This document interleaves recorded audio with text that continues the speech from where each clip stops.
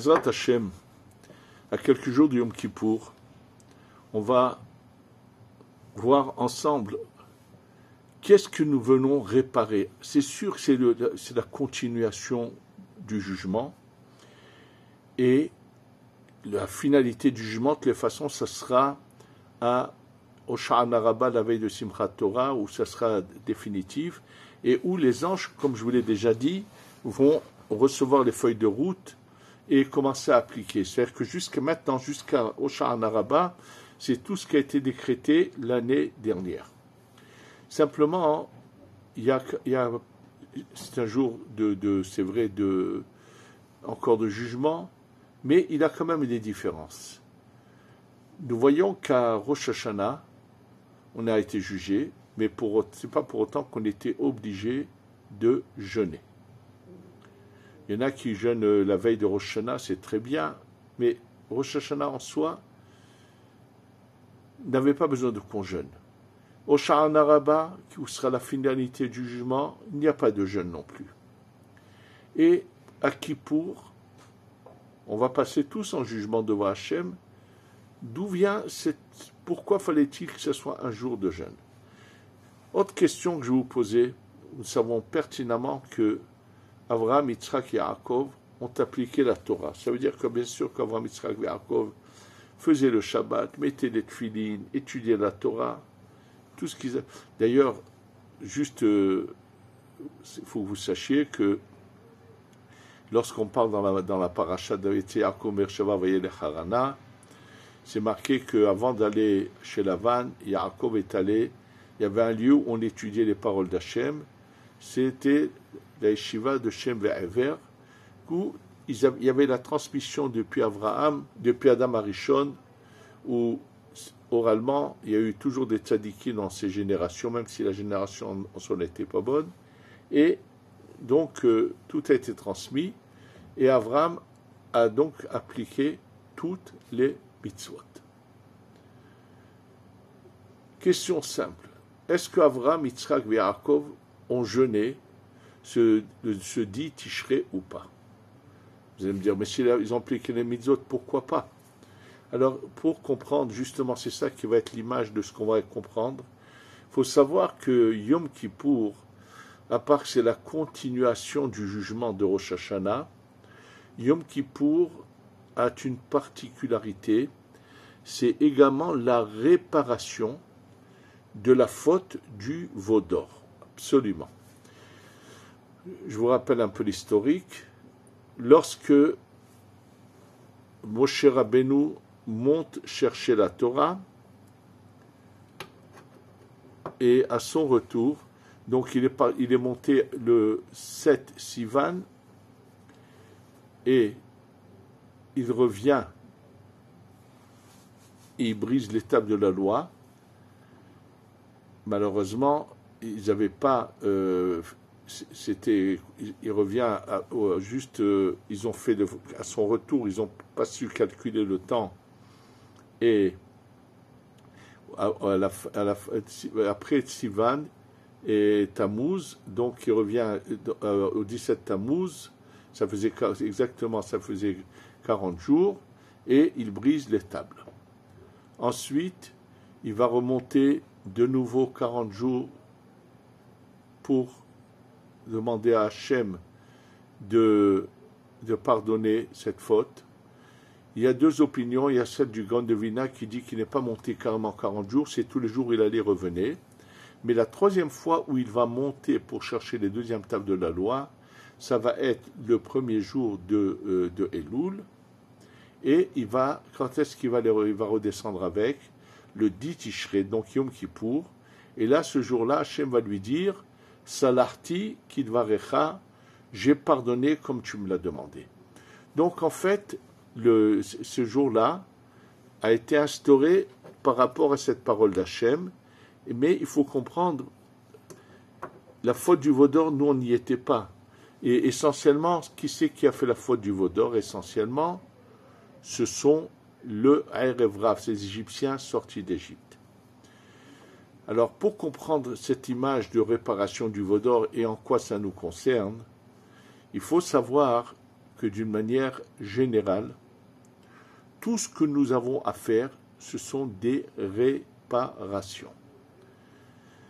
Nous avons, il faut le savoir que, comme je vous l'ai dit dans le cours précédent, que le but de ce monde est de savoir choisir entre le bien et s'écarter du mal.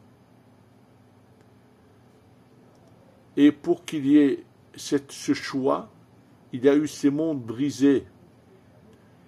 Parce que si rien n'avait été brisé, si tout avait été parfait, qui aurait pu abîmer quoi que ce soit? Il y a eu cette période-là des mondes brisés, où on avait participé, et là, on a un choix.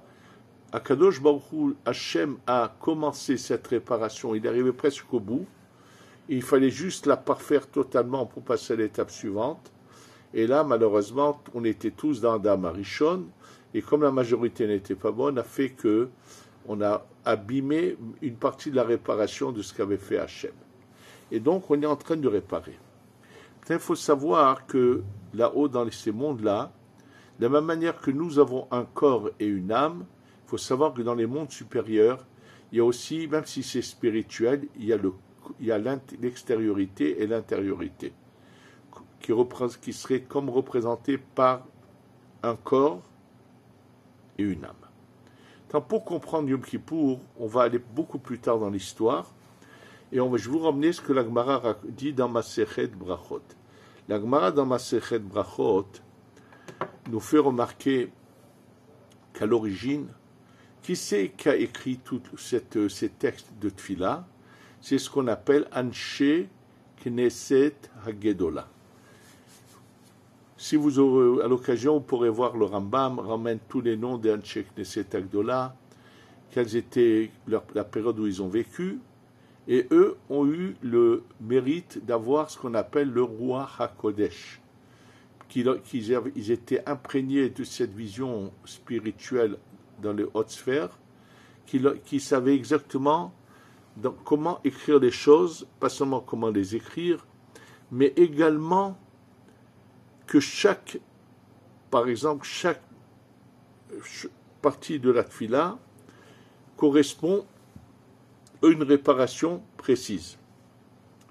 C'est-à-dire que, par exemple, le matin, jusqu'à qu'on arrive à Baruch Shamar, on va monter les parcelles de lumière et les brisures qui sont dans ce qu'on appelle le monde de la Asiya, et on va ensuite les faire monter dans le monde de la Yetzira, et chaque monde a sa manière de réparer ce qui concerne ce monde-là. C'est pour ça que dans la Asiya, on va parler des sacrifices qui étaient emmenés, les korbanot, oui, et il n'y a pas de psaume de Teilim dans le monde de la Asiya. Il y a eu toujours dans toutes les générations des Chachamim qui ne connaissaient pas la profondeur des choses, qui ont trouvé bien de faire des rajouts. Ça a été le cas dans certains livres, vous trouverez qu'ils ont rajouté un certain psaume dans cette partie de la Tfila. Or, ce n'est pas l'endroit où on doit mettre des psaumes, donc vous devez le sauter pour ces livres qui les ramènent encore. C'est plus dans la plupart des livres, ça n'existe pas. Il y en a qui ont trouvé bien de ramener des anciennes choses qui avaient été écrites dans certaines générations, mais qui ont été faites par des rabbinim qui ne connaissaient pas la profondeur des choses et qui ont cru bien faire en rajoutant des choses. Ensuite, on va passer dans le monde de la Yetzira, et là, il va être essentiellement fait de psaumes, absolument. Ça, c'est le monde de la Yetzira, c'est comme ça. Ensuite, on va monter dans ce qu'on appelle le monde de la Bria à partir du Yotzer, et on va arriver dans l'Amida, au monde de la Hatzilut. C'est pour ça que chaque détail de la Tfila est important, et c'est pour ça qu'il ne faut pas toucher à quoi que ce soit de la Tfila. Et là, ça va être l'occasion d'ouvrir une parenthèse. Ce qui est très surprenant et choquant, c'est que Rav Ovadia Yosef, Zechrono Livracha, dans un de ses livres, lorsque le Rav Goren avait voulu écrire une nouvelle tfila qui correspondrait aussi bien aux Sfaradim qu'aux Ashkenazim, le Rav Ovadia Yosef ramène dans son exposé les paroles du Hida qui ramènent que la tfila, c'est des lumières supérieures et qu'on ne peut pas toucher à ces lumières. On ne doit pas y toucher parce que nous, on ne comprend pas la profondeur. Donc, on ne doit pas y toucher. Et lui qui est d'accord que sur la tfila, on doit aller selon le Harizal, c'est dommage qu'il n'a pas bien regardé de près les paroles du Harizal sur le Kaddish, et ça lui aurait bien sûr évité de faire cette erreur qui est de retirer un yud dans le mot shemé et de rajouter un va où il ne faut pas, dans la phrase de Yehe shemé rabba mevarach le'alam le'alme almaya, c'est comme ça qu'il faut dire, et non pas comme lui il a voulu faire ce changement de Yehe shemé rabba mevarach le'alam ul alme. Il a voulu rajouter ici un vav, ce qui était faux. S'il avait revu de près que c'est contraire aux paroles du Harizal, bien sûr qu'il l'aurait jamais fait. Et à la fin, il est revenu là-dessus. Il y a le témoignage de son fils qui vivait avec lui à la maison, qui n'est pas très connu du public, qui s'appelle le Rav Moshe Yosef, qui témoigne que son père est revenu. Et puis j'ai des gens qui l'ont entendu après, vers la fin, qui disaient, comme c'était à l'origine, de dire Yehe Sheme Rabba Mevarach Le'alam Le'alme Almaya. Donc, on sait que la tfila, ce sont des réparations. Or, ce qui s'est passé, c'est que les Anshe Knesset Agdola, quand ils ont écrit le texte de la tfila, à l'origine, ils avaient écrit un texte un peu différent pour chaque tribu. Oui, il y avait 12 formes de tfila, c'était par rapport à chaque tribu. Avec le temps, les gens ne savent plus de quelle tribu ils viennent, et il y a eu toutes sortes de choses qui ont été changées. On a beaucoup de choses qui se sont passées, et là, Kadosh Baruch Hu nous a envoyé il y a un peu plus de 400 ans le Harizal, qui lui a écrit un texte qui est valable pour tout le monde. Simplement, attention, pas tous les livres sur lesquels c'est marqué, c'est le Noussar du Harizal, ça veut dire qu'ils ont pris intégralement le Noussar du Harizal, pas du tout. Je peux vous donner plusieurs exemples. Voilà, ils n'ont pas tout vu, ça veut dire même des grands tzadikim n'ont pas eu tous les livres du Harizal, ils ont eu qu'une partie qui est arrivée en Europe, et comme ils n'ont pas vu d'autres livres, c'est ce qui leur a fait commettre des erreurs, comme par exemple avant Hodou, quand on dit Vechan Shne Ketuvim et non pas Vechen Shne Ketuvim. Alors dans les livres qui vont réellement sur la Harizal, c'est marqué comme ça. Ou bien le vendredi soir, avant la Hamida, c'est noir sur blanc dans le Shar HaKavanot qu'il faut dire Veshameru Bene Israël, et non pas comme certains Ashkenazim ou certains Chassidim, une toute petite partie de certains Chassidim ont retiré ce passage de Veshameru Bene Israël, et c'est contraire aux paroles du Harizal. Tout ça, je vais arriver à quoi? C'est que, à l'origine, les Anshe Knesset Agdola ont écrit 18 brachot, 18 bénédictions pour la Hamida. D'ailleurs, comment on l'appelle? Shmona Esrei, 18. Et voilà que, à la fin du deuxième temple, il se passe un événement, et là, Rabban Gamliel va demander à un grand tzaddik de sa génération d'écrire une 19e bracha. Oui, il demande à Shmuel HaKatan. Alors pourquoi Shmuel HaKatan, c'est lui qui va écrire cette bracha? Parce que la Gemara dit que Shmuel HaKatan est un personnage tellement grand que lui méritait d'avoir le roi HaKodesh qui avait animé les Anshe Knesset Agdola, mais comme sa génération n'était pas correcte, à cause il n'a pas pu avoir de manière constante le roi HaKodesh. Mais au moment où Rabban Gamliel lui a demandé de faire cette 19e bracha, pendant un moment il a reçu le roi HaKodesh, il a écrit cette 19e bracha qui est la minim vela malchinim ati tikva vechol azedim kelega yovedu vechol oivecha vechol sonecha mera ikaretu umalchut arish'a mera ta'aker utchaber mutchalem tapniaim et tashmidem bimera biyamenu Baruch Ata Hashem, Shover Oyevim ou Machnia Zedim. C'est cette bracha que Shmuel HaKatan a écrit et elle a été rajoutée dans les livres de prière. Ça n'a pas été fait tout de suite, et quand finalement il l'a écrite, il a donné le texte à Rabban Gamliel, et ce texte a été un peu recopié par plusieurs personnes, et quand Rabban Gamliel a décidé qu'il fallait commencer à ce que tout le monde fasse la Amida, la Shmona Esrei avec cette 19e bracha, et où elle a été instaurée.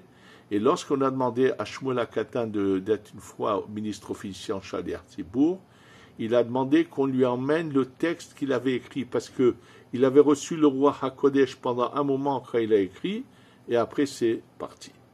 Pourquoi il y a eu ce rajout, cette 19e bracha?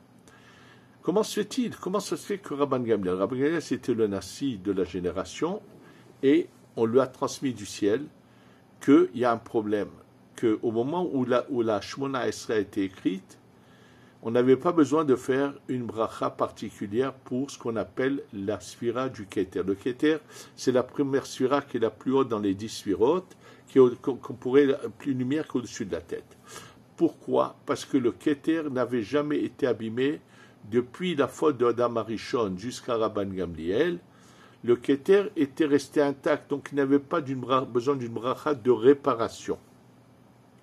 Mais comme à l'époque de Rabban Gamliel, se sont multipliés les idolâtres, oui, malheureusement la culture étrangère est rentrée et la grande majorité du peuple s'est mis à faire de l'idolâtrie. D'ailleurs, ceux qui veulent une preuve à cela, dans le nord d'Israël, on a retrouvé quelques endroits qui étaient des lieux de prière, sur lesquels il y a des mosaïques par terre, avec les signes du zodiaque et avec des formes et tout. Et un jour, un guide touristique vient de côté, il emmenait des gens, il me dit, mais dis-moi, c'est pas interdit dans une synagogue, ce genre de choses?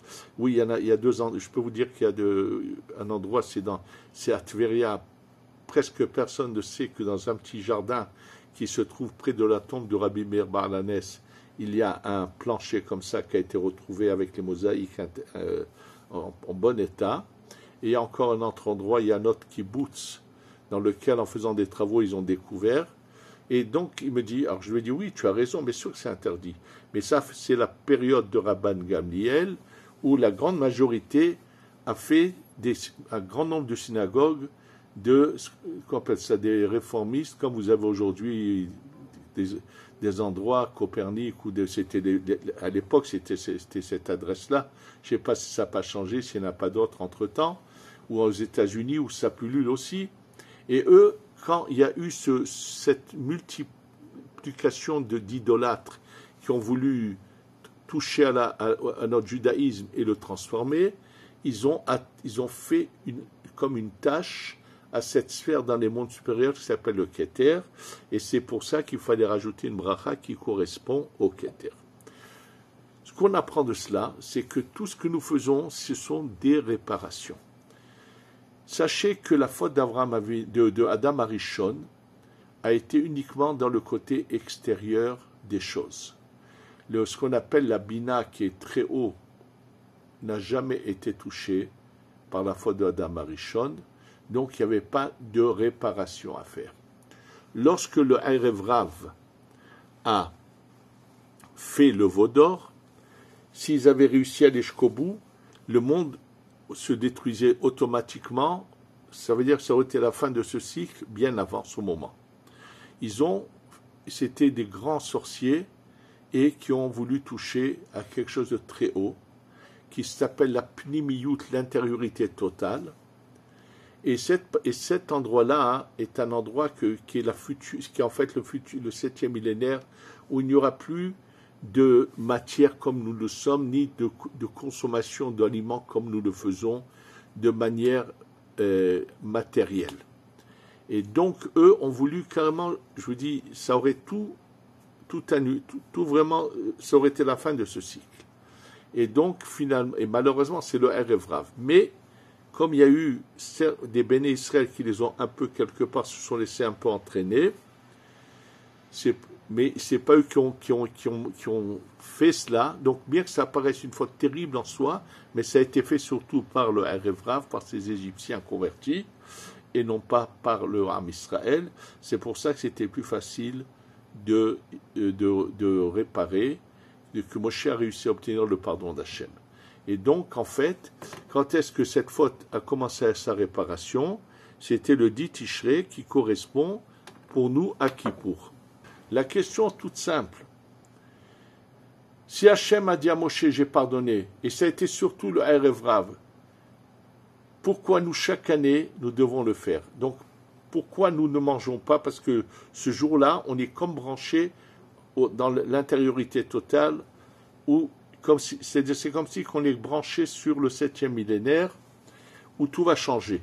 C'est pour ça qu'on a un jour de jeûne, mais ce jour-là, de toutes les façons, était le 10e jour du jugement de rattrapage par rapport à Rosh Hashanah. Mais comme l'extériorité des choses n'a pas pu être fait en son temps, c'est pour ça que la veille de Kippour, nous devons faire des brachot de consommation d'aliments en double pour rattraper ce jour qui, par rapport à l'extériorité des choses, n'est pas réparé. Donc on devance cela, et le 10e va servir uniquement à la réparation de cette partie intérieure. Simplement, si c'est passé dans le désert, c'est fini, on est concerné. Et là, il faut comprendre une chose, que depuis le jour où il y a eu cette faute du veau d'or, il faut savoir que dans toutes les générations, tout le monde a quelque part faute avec ce qu'on appelle le veau d'or. Le veau d'or a une signification très simple. Je vais vous montrer combien de gens dans la vie, bien sûr, ont un certain veau d'or chez eux. Il faut savoir que quand quelqu'un réfléchit et pense qu'il y a une seule chose, je suis là pour être au service d'Hachem, et je vais vous donner combien d'exemples de veau d'or. Tout celui qui a une voiture en bon état, qui roule, tout va très bien. Simplement, il y a un nouveau modèle qui est sorti, qui est attirant, qui est beau, qui attire, ça fait bien. Et puis devant le monde, on peut s'exposer, comme je pense beaucoup connaissent cette expression qui vient d'origine des Juifs du Maroc, Shoufouni Anna, qui veut dire regardez-moi. Celui qui va aller changer de véhicule uniquement pour se faire remarquer est en train d'avoir une sorte de veau d'or chez lui. Celui qui, le jour de Kippour, achètera des mitzvot pour montrer à tout le monde, moi je ne suis pas n'importe qui, j'ai de l'argent, c'est aussi du veau d'or. Non seulement qu'il n'aura pas accompli une mitzvah en achetant, mais il sera même puni d'avoir eu de l'orgueil, de vouloir montrer à tout le monde qu'il est capable d'acheter. Et sachez, je vais vous le montrer comment ces choses sont graves. Combien de fois de ces gens-là qui gaspillent leur argent pour des futilités. Et lorsqu'il s'agit de la tzedaka, ils sont capables des fois de répondre d'une manière blessante à ceux qui s'adressent à eux. Je connais un cas où quand quelqu'un s'est adressé à un monsieur, sa réponse était « Ne me fatiguez pas ». J'espère qu'entre-temps il a fait tchouva et qu'il a compris qu'il a mal agi, parce que il faut savoir que tout ce que Hachem donne aux gens, c'est pour pouvoir faire des mitzvot.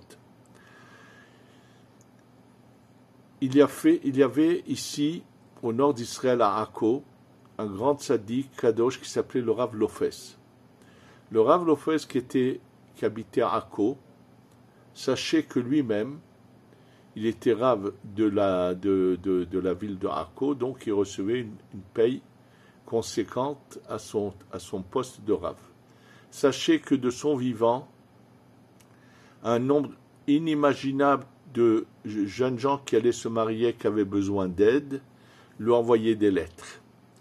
Et comme il avait, Baruch Hashem, une maison, il avait de quoi vivre, tous les mois, lorsque sa paye arrivait, le secrétaire venait, et comme il gardait toutes les demandes, il lui disait à celui-là tu donnes tant, celui-là tu envoies tant, et avec sur chaque des demandes, chaque lettre, il écrivait, il donnait à son secrétaire, et il distribuait pratiquement presque toute sa paye tous les mois. Non seulement qu'il le faisait lui-même, mais lorsqu'une fois, à son époque, quelqu'un de sa communauté avait gagné à la loterie 200 000 lire. Ça remonte très longtemps. Et comme il ne faisait que dire à sa communauté, à ces gens qui le suivaient, qu'il fallait donner de la tzedaka, quelqu'un est venu le voir et lui a dit, voilà, Kvod Harav, j'ai gagné 200 000 lire, tiens, voilà 20 000 lire sur le 10e, donc pour la tzedaka. Écoutez bien ce que lui a répondu le Rav Lofes. Si tu veux m'écouter, les 20 000 lire, tu les laisses pour toi, et les 180 000 lire, tu vas les distribuer à la tzedaka. Je ne sais pas ce que la personne elle a fait, mais c'est ce qu'il lui a dit. Il y a eu un exemple vivant que j'ai vu de mes yeux qui faisait ça, le Rav Tauber. Le Rav Tauber Zecher Tzadik, qui était un très grand érudit en Torah, qu'on a même eu l'occasion d'inviter de son vivant à ce qu'il vienne au Kollel, donner cours devant nos Kollelman. Lui faisait ça. 10% gardé pour lui, 90% de ses revenus, il les distribuait. J'ai eu l'occasion de rencontrer deux frères qui habitaient à Yerushalayim, des Juifs d'origine de Roumanie, qui donnent 50% de leurs revenus à la tzedaka, et vous les voyez agir. Il n'y a pas que, il y en a d'autres qui le cachent, qui ont pratiquement presque donné toute leur fortune à la tzedaka. Pourquoi? Ils comprennent qu'on est sur terre pour servir Hachem, et non pas vraiment gâcher leur argent dans des futilités. Et j'en ai connu malheureusement qui ont fait ça et finalement leur vie est devenue un désastre. J'en ai connu un qui quand il s'est mis à gagner de l'argent, pour pas donner tout ce qu'il fallait donner avec toutes sortes d'excuses en disant oui mais si je donne au Rav, il va tout de suite les donner pour le Kollel, bref, des bêtises. Ce même personnage est allé s'acheter une montre à 100 000 € il y a quelques années. Et Minachem, peu de temps après, il a été dans la rue, quelqu'un est venu, l'a jeté par terre, lui a retiré. Et malheureusement, cet argent lui a fait du tort, puisque à cause de cet argent, il a totalement disjoncté, il est allé à l'encontre de la Torah dans beaucoup de choses. J'ai su qu'il utilisait de la drogue, de la cocaïne, et pire que ça, mais parce que les gens oublient le but de notre existence. Kippour doit nous aider à réparer à chacun de nous le veau d'or. Oui, il y a un veau d'or, il faut le savoir. Et pour finir cela, je vais vous raconter une histoire qui s'est passée à l'époque du Rabbi Elimelech de Lijinsk. Rabbi Elimelech de Lijinsk, lui et son frère Rabbi Zouché, qui étaient les élèves du Rav Dov Ber Memezrich, qui était lui-même un des élèves du Baal Shem Tov. Il faut savoir que c'était des grands tzadikim qui avaient des pouvoirs spirituels particuliers. Une année, en rentrant dans un lieu de prière à Sukkot, Rabbi Elimelech, avec son frère Rabbi Zouché, lui dit à son frère, je sens qu'il y a ici quelqu'un qui a un étrog, qui a l'odeur du Gan Eden. Donc après la tfila, ils font la tournée de la synagogue, ils arrivent chez quelqu'un, il lui dit, montre-nous l'étrog, il lui avait honte de leur montrer, c'est un étrog très très simple, qui était cachère tout juste, quoi, pas du tout beau. Et ils le prennent près du nez, ah, ton étrog, il a l'odeur du Gan Eden. Alors tu vas nous raconter qu'est-ce que tu as pu faire pour que ton étrog ait l'odeur du Gan Eden. Et là, ce monsieur leur a raconté qu'il est marié depuis je ne sais pas combien d'années, ils n'ont pas d'enfants, et que toute l'année, il enseigne la Torah aux enfants, et qu'il économise toute l'année de l'argent, et à peu près, je ne sais pas combien de temps avant Sukkot, il voyageait à un endroit assez lointain, parce que n'oubliez pas qu'en Europe, il n'y avait ni étrog, ni loulav, tout manquait. Donc il y avait des endroits, des villes particulières où les gens allaient chercher, ils allaient en général dans certaines îles comme Rhodes ou quoi, il y avait des endroits comme ça duquel ils ramenaient des étrogim, et des loulavim, et ils avaient toute manière de leur mettre autour. Ils prenaient en général du lin. Le lin gardait très bien le hétrog, le conservait. Les loulavim, ils avaient aussi une manière de les garder pour qu'ils restent verts. Ils avaient des manières, mais ça rentrait très très cher le coût du loulav et de l'étrog. Et bien sûr, qui avait un loulav ou un étrog? Presque personne. C'était en général les communautés. Je peux vous dire que moi, enfant à Alger, je me souviens, personne n'avait son étrog et son loulav. La communauté faisait venir du Maroc parce que des louvim et des étrogim. Il y avait 2 ou 3 sets de loulav et étrog qui étaient posés. Les gens venaient, faisaient la bracha dessus, mais la grande majorité des gens n'avaient pas leur propre loulav et leur propre étrog. Et c'était hors de prix parce que ça venait de loin. Donc ce monsieur raconte que lui, chaque année, il faisait ça, et donc il voyageait de ville en ville pour arriver à l'endroit en question, et avec tout l'argent qu'il a, une bonne somme qu'il avait économisée, il achetait un très beau loulav, un très bel étrog, tout ce qu'il fallait, il revenait dans sa ville, et la plus grande partie de la communauté s'acquitter de la mitzvah grâce à ce que lui avait acheté. Parce qu'il y avait d'autres personnes qui avaient acheté, mais personne n'avait ce que lui il avait. Et il leur raconte que cette année, quand il a voyagé, il allait donc de sa ville, il voyageait toute une journée, il arrivait dans une auberge, dans une ville qui était à une journée de route, où il avait l'habitude chaque année de passer. Ils étaient habitués de le voir passer chaque année sur sa route, aller et retour pour acheter les trogues. Et quand il rentre chez cet aubergiste qui est juif, il voit un pauvre malheureux juif rentrer et pleurer, se lamenter auprès de l'aubergiste. Il lui dit, mon cheval, il est mort, comment je vais travailler maintenant? Qui va me tirer la charrette? C'est de ça que j'arrive à manger et à vivre avec les transports avec ma charrette, mais j'ai plus de cheval. Et l'aubergiste qui lui dit, regarde, si tu m'emmènes telle somme, je te donne un cheval. Mais j'ai pas l'argent. Et il se met à pleurer et à pleurer. Et ce juif qui est présent là, il voit ça, et il est pris dans une vraie, il a un vrai problème de conscience. Il voit qu'un malheureux qui vient de perdre sa seule ressource pour gagner sa vie, c'est un cheval avec une charrette. Son cheval est mort, et il lui faut maintenant un cheval pour continuer à gagner sa vie.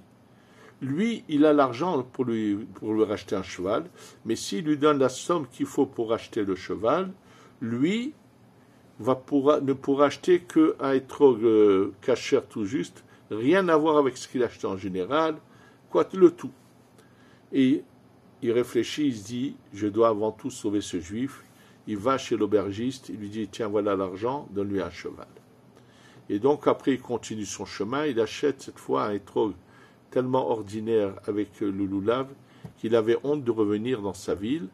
Il prévient sa femme qu'il va passer sous côte dans la petite ville voisine parce qu'il ne peut pas rentrer comme ça. Les gens qui sont habitués à venir chez lui prendre son étrog et son loulav pour s'acquitter de la mitzvah, voyant ça l'embêtait. Alors à ce moment-là, qu'une fois qu'il raconte ça à Rabbi Elimelech et Rabbi Zouché, il lui dit, écoute bien, sache qu'à Kippour, moi et mon frère, on voyait que là-haut, le Satan avait emmené tellement de fautes du Ham Israël. Et nous, on est parti récupérer le maximum de misotes possible. On les a mis dans une charrette pour les emmener devant le tribunal céleste. Mais le Satan s'est mis en travers de la route et on n'arrivait pas à faire passer ces mitzvot pour faire le contrepoids. Et tout d'un coup, il y a un cheval terrible spirituel qui est venu, qui a pris notre charrette, qui est passé au-dessus du Satan et est arrivé devant le tribunal céleste. Ça a sauvé la génération. Sache que c'est un mitzvah, ton cheval, qui a sauvé la situation de tout du clan d'Israël. Tu comprends pourquoi maintenant ton étrog, il a l'odeur du Gan Eden. Je pense que ça, c'est une image claire de l'inverse de la faute du veau d'or. Et nous allons tous réparer notre veau d'or, chacun a ses folies. Il y en a qui seront capables de mettre chez des hommes des chemises parce qu'elles ont une petite griffe, ils vont la payer je ne sais pas à quel prix. Ça aussi c'est le veau d'or. Ou toutes ces femmes qui fabulent à s'acheter tenue sur tenue sans fin et sans limite à des prix inimaginables. C'est aussi, il faut le savoir, il faut qu'elles comprennent, c'est aussi un veau d'or tout ça. Et que l'argent n'est pas fait pour du gaspillage et de l'apparat et de s'exposer, mais que éventuellement ce qu'on a, ce qu'Hachem nous donne, c'est pour en faire des mitzvot.